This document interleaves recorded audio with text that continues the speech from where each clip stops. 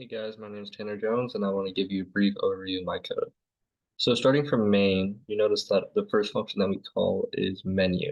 This menu is stored in general functions. So we see going to general functions that we have five just general functions that we're going to be used across our entire program. So we have our menu, which is used to navigate the whole system, and then we have three others which are just meant to validate different data types of input that we take in throughout this program. Anyways, so going to menu, we see that first we create a farmland object that we call data to be parsed. I'll go over the constructor in a bit. And then we see that to navigate, we have the user input a 1, 2, 3, 4, 5, or a 6, a 1 being to view the data, a 2 to be to add data to the file, 3 to be to delete, 4 to be to search, 5 to sort, and then 6 to exit. So when they enter 6, the do while loop will terminate, and then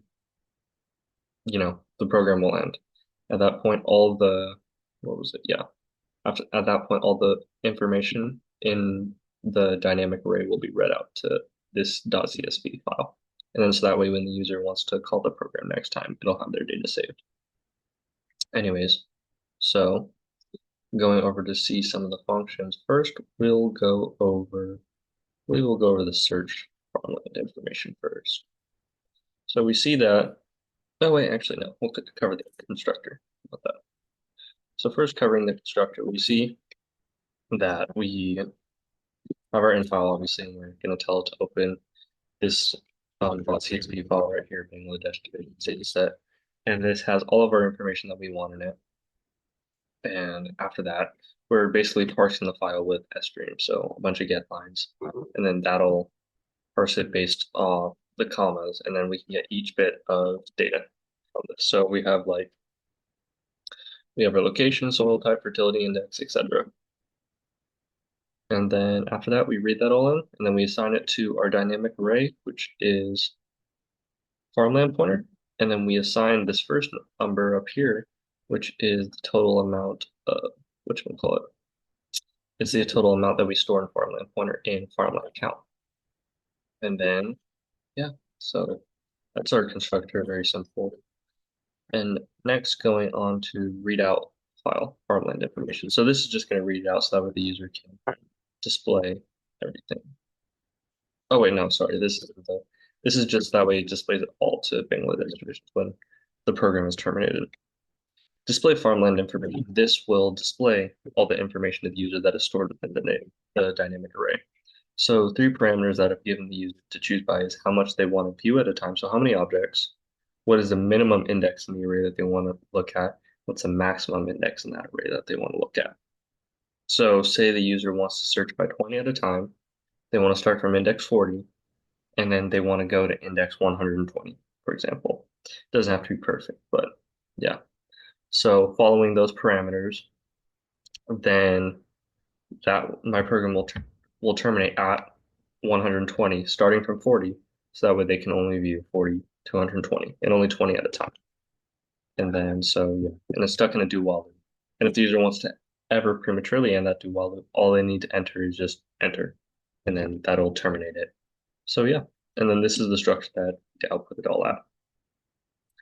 Next, I'll cover the add farmland information. So what this part of the program does is we first create a temporary pointer, and we assign it with the same strut that we have for the same outline that we have for our other dynamic array. And we create a size 1 bigger than farmland count. We assign everything that we've had in our old dynamic array to this new one.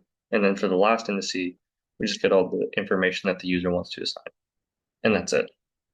Next is our delete farmland information.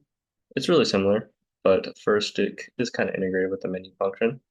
So what we ask the user to do is to look through the display. So we call the display farmland information the same one that the user would display if they were to hit one.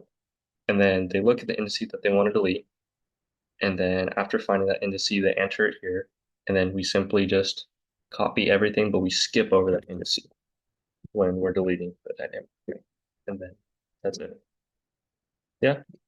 And then search farmland information is a binary search through the whole dynamic array to find the user based on what they want. So we have four parameters where the user can search by location, fertility index, average rainfall, and temperature, and they can choose between those. And once they've chosen between those, then we have a special binary search function for each individual one, which go into one of those. What those look like is, oops.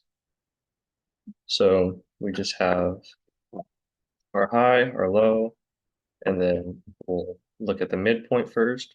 And then if that midpoint is not it, then we're gonna, you know, get a new high, get a new low, and then the program will reiterate in this while loop until the value is found at the midpoint, of course.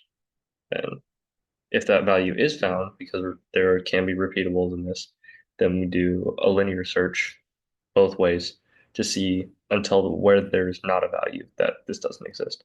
At which point, once that value is found, then the search each way will terminate. And then we found all possible values for that in the Bangladesh divisions dataset.csv. And I forgot to mention, we sort the algorithm too on a quick sort right before that's called. So anyways, that's my program. Thank you very much.